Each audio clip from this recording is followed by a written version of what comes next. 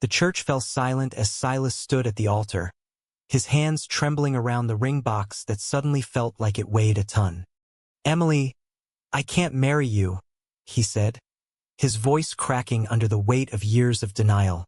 The words hung in the air like a storm cloud, and the gasps from the guests echoed off the stained glass windows of the historic Chicago cathedral. But what came next was something no one, least of all Silas, could have predicted. It all started 6 months earlier in the bustling kitchens of Harvest and Hearth, Silas's acclaimed restaurant in downtown Chicago. At 32, Silas had built a name for himself as one of the city's most innovative chefs, blending French techniques with Midwestern ingredients to create dishes that drew critics from across the country. His engagement to Emily, a sharp marketing executive he had met at a charity gala, seemed like the perfect next chapter. Their families approved. The wedding plans were elaborate with white roses and string quartets, and everyone assumed Silas was on the path to a stable, conventional life. But late nights at the restaurant had a way of stirring up doubts that Silas had buried deep. That was where Benjamin came in. Benjamin was Silas's best friend since their freshman year at the University of Illinois, a freelance photographer who captured the raw beauty of city life through his lens. They had shared countless late-night talks over cold beers after service, laughing about failed dates and career highs. Benjamin had come out as gay years ago, and while Silas had always supported him without hesitation, he had never allowed himself to question his own feelings. Until one rainy Tuesday night, when Benjamin dropped by the kitchen after closing time. "Hey, chef, you look like you could use a break," Benjamin said, leaning against the stainless steel counter with that easy, crooked smile that always seemed to put Silas at ease. The kitchen was quiet except for the hum of the refrigerators, and they talked for hours about everything and nothing. For the first time, Silas noticed the way Benjamin's eyes lingered a second too long, the gentle way his hand brushed Silas's shoulder when he laughed. It wasn't just friendship anymore. It was something deeper, something that terrified Silas to his core because it threatened the entire life he had carefully constructed. As the wedding date loomed closer, the pressure mounted from every direction. Silas's parents, conservative folks who still lived in the small town of Rockford, Illinois, kept calling to check on every detail. "We're so proud of you, son. Emily is perfect for you," his father would say in that steady, no-nonsense voice, and each time Silas felt a knot tighten in his stomach. Emily was wonderful, kind, ambitious, and genuinely in love with the man she thought she knew. But every time he kissed her goodnight, it felt like performing a role he had rehearsed too many times to count. The ring on her finger sparkled under the restaurant lights when she visited, yet Silas's mind kept drifting back to Benjamin's quiet presence. The night before the wedding, sleep refused to come. Silas paced his downtown apartment, the city lights of Chicago twinkling mockingly through the floor-to-ceiling windows. He replayed every moment with Benjamin over the past year. The camping trip in Wisconsin where they had stayed up talking until dawn, the way Benjamin had quietly helped him through a tough review from a food critic, the unspoken tension that crackled between them during their last dinner at a hole-in-the-wall taco place. Finally, he picked up the phone without thinking. "Ben, I need to talk. Now." Benjamin arrived 20 minutes later, concern etched across his handsome face, his dark hair still damp from the rain. "What's going on, see? You getting cold feet about tomorrow?" They sat on the couch and Silas poured it all out. The confusion, the fear, the realization that had been building like a slow boil for months. "I think I'm in love with you, Ben. Not as a friend. As more than that. I can't explain it, but I can't pretend anymore." Benjamin's eyes widened, but there was no shock, only a quiet understanding that had been waiting patiently for years. "I've waited so long to hear those words, Silas. But your wedding is tomorrow. Are you sure this is what you want?" The conversation stretched into the early morning hours, filled with tears, long silences, and revelations that felt both terrifying and liberating. Benjamin admitted his own feelings had lingered since college, but he had never pushed, respecting Silas's relationship with Emily. By the time the sun rose over Lake Michigan, Silas knew exactly what he had to do. He couldn't walk down that aisle and lie to everyone, especially to himself. Standing at the altar the next day, dressed in the tailored black tuxedo Emily had helped pick out, with 200 guests watching expectantly, the moment arrived. The priest asked if anyone had objections, and Silas realized the only objection was coming from his own heart. He turned to Emily, her veil framing her hopeful face, and whispered the words that changed everything. Chaos erupted immediately. Emily's bouquet dropped to the marble floor with a soft thud. Her mother gasped loudly, and Silas's father stood frozen in the front pew, his face turning pale. Whispers rippled through the crowd like wildfire. Emily's eyes filled with tears as she searched his face for an explanation. "Silas, what are you doing?" she managed, her voice breaking. "I'm sorry," he said, the words barely audible. "I can't marry you because I'm in love with someone else. Someone who's been here all along." His gaze shifted involuntarily to Benjamin, standing as best man in a charcoal suit. His expression a mix of support and quiet sorrow. The reception hall that had been prepared with crystal centerpieces and engraved napkins emptied in a haze of confusion and judgment. Emily stormed out with her bridesmaids, her family shooting Silas looks that could cut glass. His own parents approached him in the side chapel, his mother's hands shaking as she clutched her pearls. "How could you humiliate us like this, Silas? What will the neighbors say back home?" But Benjamin stepped forward through the dispersing crowd, his steady hand finding Silas's shoulder. "Let's get out of here," he said softly. They slipped out a side door into the crisp Chicago air, the weight of the canceled wedding still heavy but the first breath of freedom already stirring. The days that followed blurred into a whirlwind of apologies, accusations, and raw conversations. Silas met Emily at a quiet cafe near the Riverwalk a week later. She looked exhausted, her usual polished appearance cracked. "I deserved the truth sooner," she told him, stirring her coffee without drinking it. "But I never saw this coming. Was any of it real?" "It was real in its own way," Silas replied honestly, his voice thick with regret. "But I was lying to both of us." "I'm so sorry, Emily." She nodded, tears slipping down her cheeks, and they parted with a final hug that felt like closing a chapter neither had wanted to end. His family was less forgiving. Phone calls from Rockford turned tense. "This isn't you, son," his father said during one heated exchange. "You were raised better than this. Think about your future." Silas hung up feeling hollow, the rift widening with every unanswered text from his sister. At the restaurant, the staff whispered in corners, and a few longtime regulars canceled reservations after the local food blog ran a vague headline about the sudden cancellation. Silas threw himself into the kitchen, chopping herbs and reducing sauces with fierce concentration, finding the only peace he knew. Benjamin was there every evening, not pushing for more than friendship yet, but present in the way that mattered.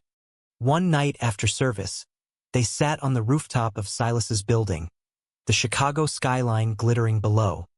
"I don't know if I can handle all this, Ben," Silas admitted, staring at the lights. "The stairs, the gossip. It feels like I'm starting from zero." Benjamin squeezed his hand gently. "You're not alone in this. We'll take it one day at a time. But you have to decide if living truthfully is worth the cost." That simple touch lingered, warm and reassuring, and for the first time in weeks, Silas allowed himself to feel the possibility of something real. Later that same night, after a simple dinner at Benjamin's cozy apartment in Wicker Park, the air shifted. They talked for hours about childhood dreams, failed relationships, and the fears that had kept them apart. Then, in a moment that felt both inevitable and brand new, Benjamin leaned in. Their first kiss was hesitant, tender, full of years of unspoken longing. Silas's heart raced as he pulled Benjamin closer, the world outside fading into irrelevance. It wasn't passion for show. It was the quiet awakening of a man finally seeing himself clearly. Yet even in that tender moment, Silas knew the road ahead would test every part of him. The media had caught wind of the canceled wedding, and headlines began appearing in local blogs. Renowned chef Silas Harper abruptly ends engagement. What really happened? The pressure was building, and Silas wondered if his career, his family, and his newfound truth could survive the storm. But with Benjamin beside him, he felt ready to find out. The media attention didn't die down easily. By the end of the second week, Silas found himself dodging calls from reporters while trying to keep the restaurant running smoothly. Reservations dipped noticeably, and one prominent food critic who had once praised his braised short ribs now hinted in a column that personal drama might be affecting the kitchen's focus. Silas read the article in his office after midnight, the screen's glow casting shadows across his face. He rubbed his temples, wondering if coming out this way had been a mistake that would cost him everything he had built. Benjamin arrived with takeout Thai food and a calm presence that cut through the noise. You can't let them define you, see. The restaurant is still yours. The food is still yours. They ate on the couch, legs tangled comfortably, and Benjamin listened as Silas vented about the canceled vendor contracts and the awkward staff meeting where he had finally addressed the rumors head-on. I told them the truth, Silas said between bites of pad CEW. That my personal life doesn't change how I run this place. But I could see some of them shifting uncomfortably. The following Monday brought a bigger blow. Silas's parents drove down from Rockford unannounced, their sedan pulling up outside the restaurant during lunch service. His mother hugged him stiffly in the dining room while his father stood rigid, arms crossed. We need to talk about this situation, his father said once they were in the private back room. Your mother hasn't slept since the wedding. People at church are asking questions. Silas felt the old familiar pressure rising in his chest, the same pressure that had kept him silent for so long.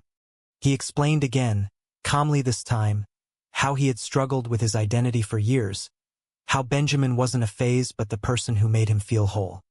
His mother's eyes filled with tears. We love you, Silas. But this lifestyle, it's not what we raised you for. The conversation ended in strained silence, and they left without staying for dinner. That evening, Benjamin took Silas to a quiet gallery opening where his latest photographs were on display. The images captured everyday Chicago moments. Steaming food carts, rain-slicked streets, couples holding hands without fear. Standing in front of one photo of two men laughing on a park bench, Silas felt a pang of envy mixed with hope. This could be us, Benjamin whispered, his hand resting lightly on Silas's lower back. For the first time in public, Silas didn't pull away. Instead, he leaned into the touch, letting the small act of courage settle over him like a warm coat. As weeks turned into months, their relationship deepened in quiet ways. Benjamin moved some of his clothes into Silas's apartment, and they developed routines that felt both new and natural. Sunday morning coffee runs to the farmer's market, late-night recipe testing where Benjamin played taste tester and photographer. Silas created a special dish in his honor, seared scallops with a bright citrus beurre blanc and fresh herbs, naming it Benjamin's Light on the secret menu. Customers who tried it raved, unaware of the personal meaning behind it. But not everything was smooth. One of Silas's longtime line cooks, Marcus, quit abruptly after a tense shift. I'm not comfortable with this, he muttered during their exit interview, avoiding eye contact. The loss hurt more than Silas expected, forcing him to promote from within and work extra hours. Meanwhile, Emily sent a polite but distant email saying she had started seeing someone new and wished him well. Reading it, Silas felt a mix of relief and lingering guilt. He had hurt her deeply, and that knowledge still stung. The turning point came during a surprise visit from Benjamin's sister, Lena, who flew in from Seattle. She hugged Silas warmly at the airport. I always knew you two would figure it out, she said with a laugh. Over dinner at the restaurant, she shared stories of her own coming out journey years earlier, offering practical advice about setting boundaries with family. It takes time, but the people who matter will come around. Her words planted a seed of optimism in Silas, and that night he and Benjamin stayed up talking about the future they wanted. One without hiding, one where love wasn't a secret. Yet societal pressures kept mounting. A local television station requested an interview about the chef who walked away from the altar, and Silas declined, but the request alone made him anxious. He started noticing subtle changes in how some suppliers treated him, and a major investor pulled out of a planned expansion citing market uncertainty. Benjamin encouraged him to focus on what he could control. Your food speaks for itself. Let the rest fade. One crisp autumn evening, they drove out to the Indiana dunes for a weekend getaway.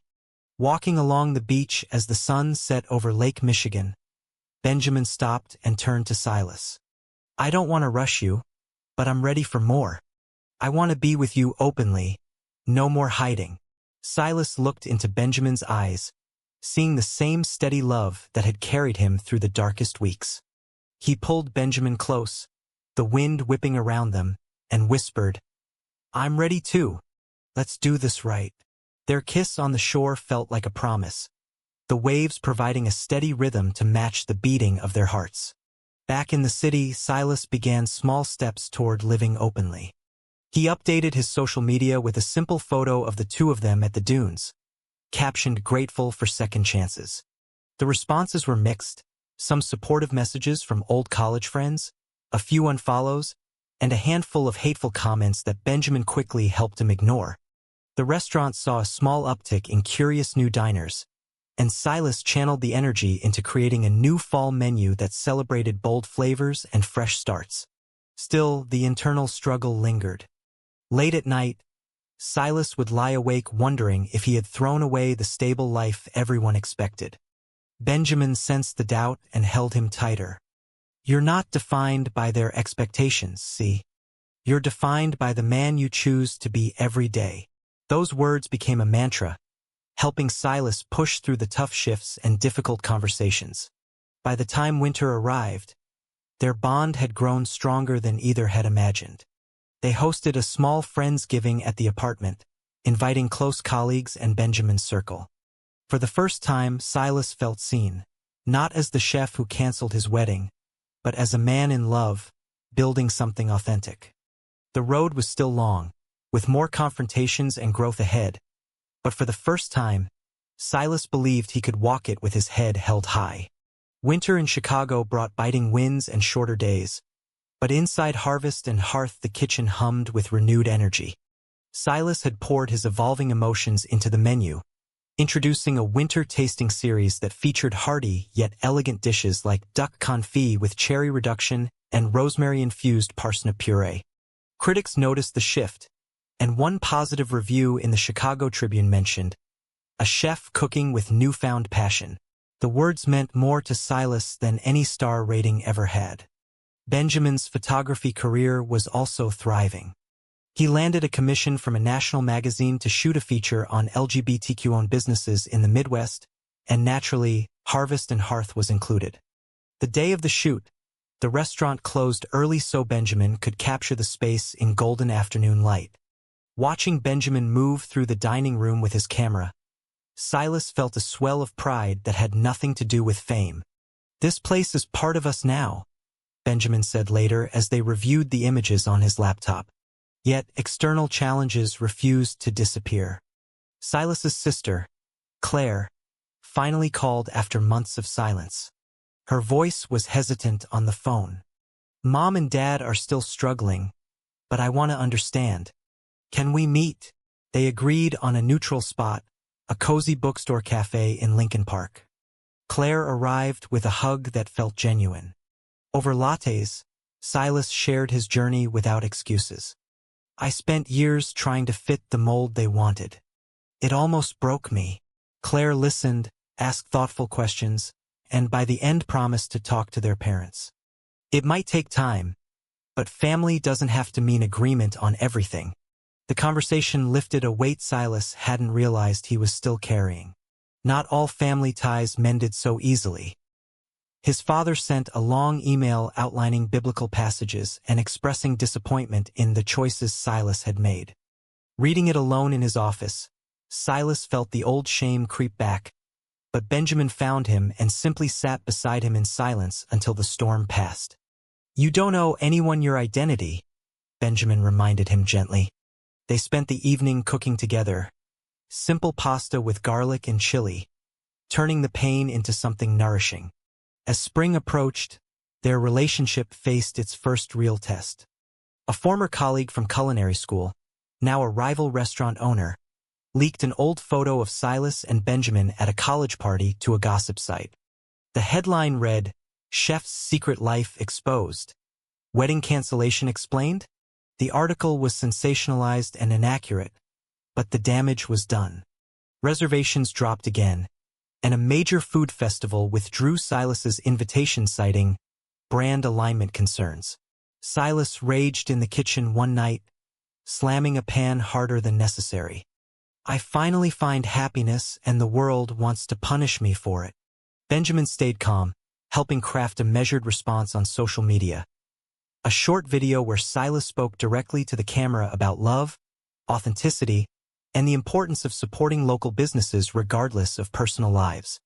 The video went modestly viral within the LGBTQ community, bringing supportive comments and even new customers who wanted to show solidarity.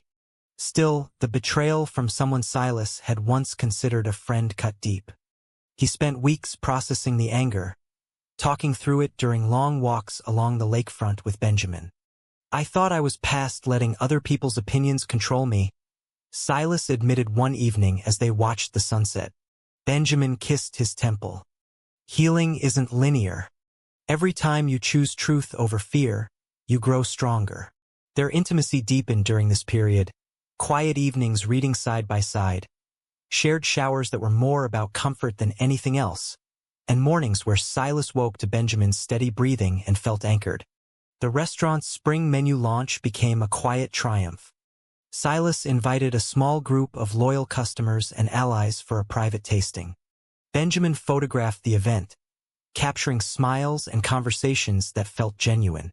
One guest, an older gay couple who had been together for 30 years, pulled Silas aside. "We've been through worse. You're doing it right, living openly and still chasing excellence." Their words stayed with him long after the last plate was cleared. Meanwhile, Claire kept her promise. She convinced their mother to visit Chicago for a weekend. The reunion was awkward at first, but Silas cooked his mother's favorite childhood dish, pot roast with carrots and potatoes, and they talked late into the night.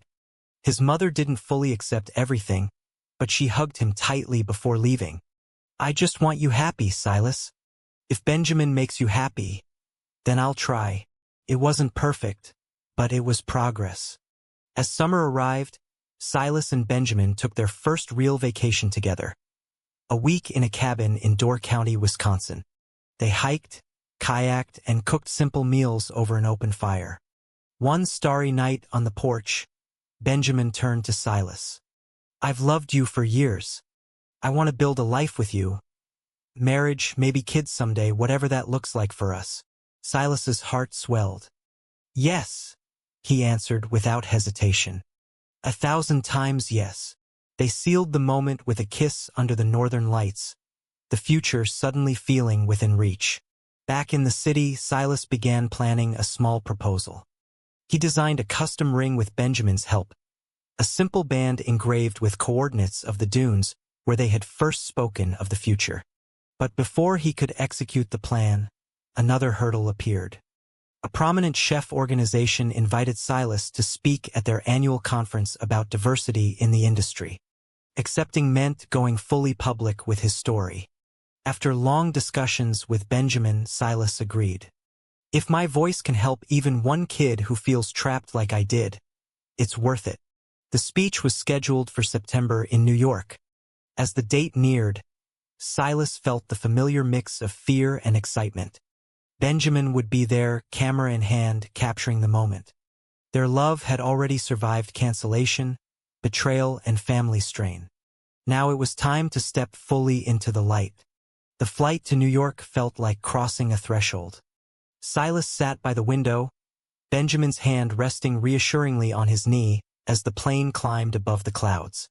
"You've got this," Benjamin whispered. The conference was being held at a sleek Manhattan hotel, and the panel on diversity in professional kitchens had drawn hundreds of attendees. When Silas stepped onto the stage, the spotlight felt blinding, but he focused on the faces in the crowd. Some curious, some supportive, a few skeptical. He spoke honestly about his journey. The canceled wedding, the internal battle, the decision to choose love over expectation. "I almost lost myself trying to be the son, the fiancé, the chef everyone wanted. Coming out wasn't just about me and Benjamin. It was about refusing to live half a life." The room was silent at first, then erupted in applause. A young sous chef approached him afterward, eyes shining. "Thank you. I've been struggling with the same thing in my own kitchen." The moment crystallized why Silas had come. Back in Chicago, the speech made waves. Local news picked it up, and Harvest and Hearth experienced a surge in reservations from people wanting to support the story. Silas used the momentum to hire a new line cook who happened to be a proud member of the LGBTQ community, creating an even stronger team dynamic.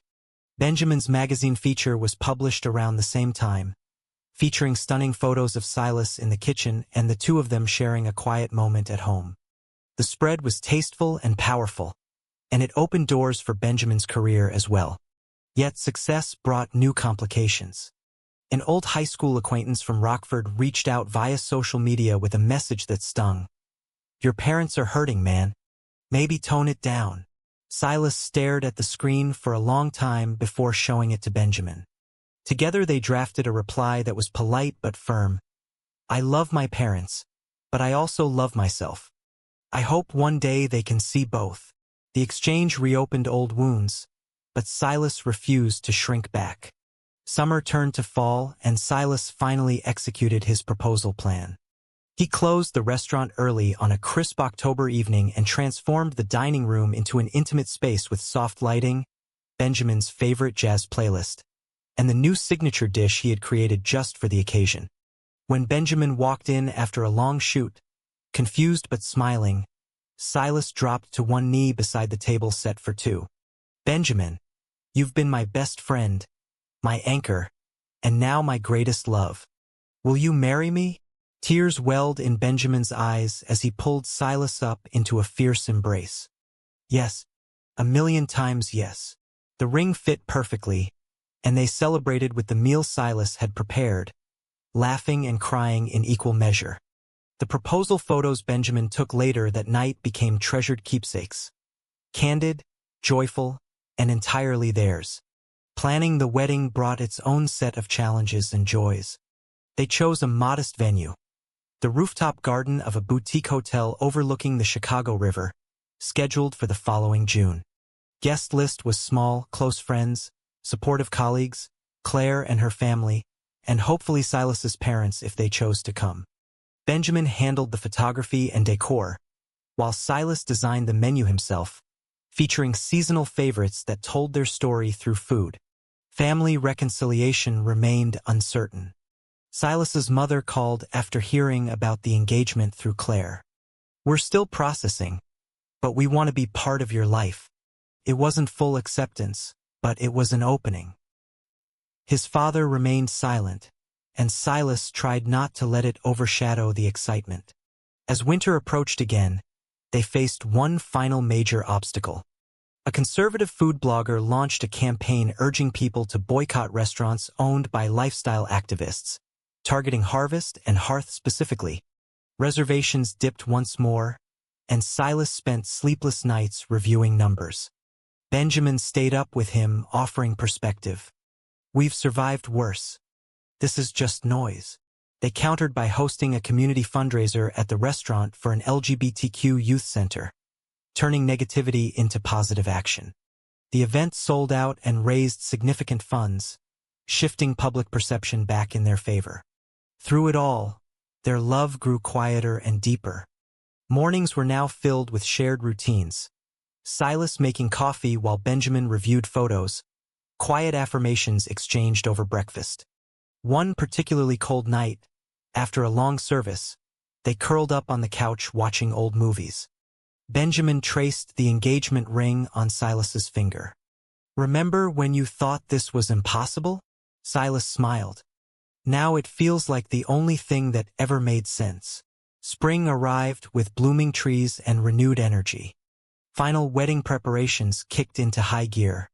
Silas tested every dish for the reception menu multiple times, perfecting each plate until it felt like an extension of their journey. Benjamin scouted locations for pre-wedding photos, capturing the city they both loved. Friends threw a low-key bachelor party that involved a private cooking class and heartfelt toasts. 2 weeks before the ceremony, Silas's father unexpectedly called. "Your mother and I have talked. We'll be there." The words were simple, but they meant everything. Silas hung up with tears in his eyes, Benjamin pulling him into a tight hug. "See? Growth happens in its own time." The final days were a whirlwind of fittings, final tastings, and quiet moments of reflection. Silas stood on the restaurant balcony one evening, looking out over the city lights, thinking about the man he had been at the canceled wedding versus the man he was now. Stronger, honest, loved. Benjamin joined him, wrapping arms around his waist. "Ready for forever?" "More than ready," Silas answered. The wedding was no longer just an event. It was the public declaration of everything they had fought for. June in Chicago arrived with perfect blue skies and gentle breezes off the lake. The rooftop garden venue bloomed with white roses and lavender, exactly as Benjamin had envisioned. Silas woke early on the wedding morning, nerves mixing with pure joy as he stood before the mirror adjusting his navy suit. Benjamin had spent the night at a friend's place for tradition's sake, and the separation felt strangely poignant after months of shared mornings. Claire arrived first, helping Silas with his tie and sharing a private moment. "I'm so proud of you, big brother. You did the hard work." Their parents followed, his mother hugging him tightly, while his father offered a firm handshake and a quiet, "You look good, son." The simple acknowledgement meant more than any grand speech. Downstairs in the hotel lobby, Benjamin waited in a matching navy suit, looking handsome and calm. Their eyes met across the room, and everything else faded. The ceremony was intimate. Only 60 guests, soft acoustic guitar playing as they walked down the short aisle together. The officiant, a close friend who had supported them from the beginning, spoke about love as courage, about choosing truth over comfort. When it was time for vows, Silas went first, his voice steady despite the emotion. "Benjamin, you saw me when I was too afraid to see myself. You waited without pressure, loved without conditions, and stood beside me through every storm. Today I promise to keep choosing us. Every day, in every kitchen, in every city we call home." Benjamin's eyes shone as he replied, "Silas, you taught me that real love is worth every risk. I promise to keep capturing our story, supporting your dreams, and building the life we both deserve." They exchanged rings under a simple arch of greenery, the Chicago skyline providing a breathtaking backdrop. When the officiant pronounced them married, the cheers from their guests rose into the clear sky. Their first kiss as husbands was sweet and unhurried, full of the depth they had earned. The reception flowed seamlessly. Silas's menu was the star, past appetizers of smoked salmon crostini, a main course of herb-crusted lamb with spring vegetables, and a delicate lemon olive oil cake for dessert that melted on the tongue. Guests raved, and Silas felt a deep satisfaction knowing every bite carried pieces of their journey. Benjamin's photographs captured candid moments. Silas's father laughing with Benjamin's sister, Claire dancing with her kids, old restaurant staff raising glasses in toast. During the speeches, Marcus, the line cook who had once quit, surprised everyone by showing up and apologizing publicly. "I was wrong and scared. Watching you two has changed how I see things." Silas accepted the apology with a handshake that felt like full circle. As the sun set, the dance floor opened. Silas and Benjamin shared their first dance to an old jazz standard, swaying slowly while guests watched with warm smiles. "We made it," Benjamin whispered against Silas's ear. "We really made it." Later, friends joined, laughter filling the rooftop until the stars appeared overhead. The evening ended with a private moment for the newlyweds on a quiet corner of the roof. Silas pulled Benjamin close. "I never imagined this when I stood at that other altar. Thank you for giving me the courage to choose love." Benjamin kissed him softly. "Thank you for trusting me with your heart." The honeymoon was simple but perfect. A week in a lakeside cabin in Michigan, where they cooked lazy breakfasts, hiked forest trails, and talked about the future without any external pressure. Silas sketched ideas for expanding the restaurant, while Benjamin planned a joint photography exhibit. They returned to Chicago refreshed and ready to step into married life fully. Back at Harvest and Hearth, business had never been stronger. The wedding publicity had brought positive attention, and the restaurant earned a coveted James Beard nomination for Outstanding Chef. Silas accepted the honor with Benjamin by his side at the award ceremony in Chicago, the two of them posing for photos that felt like victory laps. Yet life wasn't without new challenges. A national chain approached Silas with a lucrative offer to franchise the restaurant concept. After long discussions with Benjamin, they decided against it. "Our story is about staying true to ourselves," Silas explained in the meeting. "Scaling might dilute that." The decision cost potential millions but preserved their integrity. Family visits became more frequent. Silas's parents came for Thanksgiving, and while conversations still had careful boundaries, the tension had eased into cautious warmth. His father even tried one of the new dishes and admitted, "This is pretty good, son. Small steps but meaningful." As the year turned, Silas and Benjamin settled into a comfortable rhythm. Mornings were for coffee and planning, evenings for unwinding together. They bought a small house in a quiet neighborhood with a backyard perfect for future family barbecues. Silas started mentoring young chefs at a local culinary school, sharing his story of growth openly. Benjamin's photography series on love and identity gained gallery representation. Their first anniversary approached with quiet celebration. Silas surprised Benjamin with a weekend trip back to the dunes where their future had first been spoken aloud. Walking the same beach, rings glinting in the sunlight, they reflected on how far they had come. "From canceled wedding to this," Silas said, pulling Benjamin close. "I wouldn't change a single step." The journey had been filled with pain, doubt, and sacrifice, but every moment had shaped them into stronger men. Now, standing together openly and unapologetically, they looked toward whatever came next with hope and unbreakable partnership. The second year of marriage brought new layers of depth and quiet joy. Harvest and Hearth continued to thrive, earning its first Michelin star after a glowing review that praised not only the food but the authentic heart behind it. Silas stood in the kitchen the night the news arrived, surrounded by his loyal team, raising a glass to the journey that had made it possible. Benjamin captured the celebration on film, the images later becoming part of a new exhibit titled Seasons of Courage. They decided to expand their family in a different way, fostering a teenage boy named Alex who had faced his own identity struggles. Welcoming him into their home required patience and honest conversations around the dinner table. Alex watched Silas and Benjamin with wide eyes at first, then slowly opened up.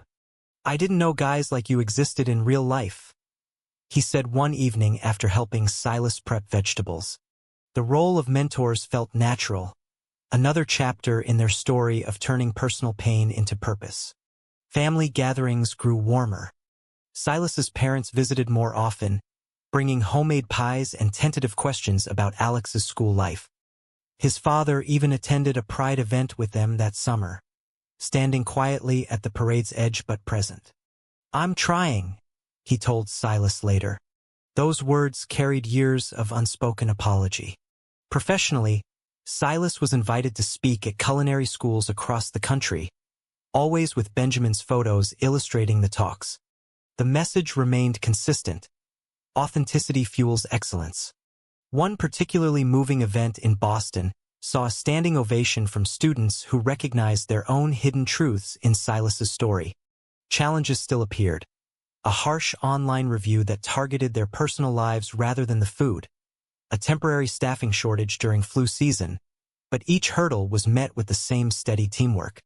Benjamin's steady support and Silas's resilience had become their greatest strengths. On their second anniversary, they hosted a small dinner at home with close friends and Alex.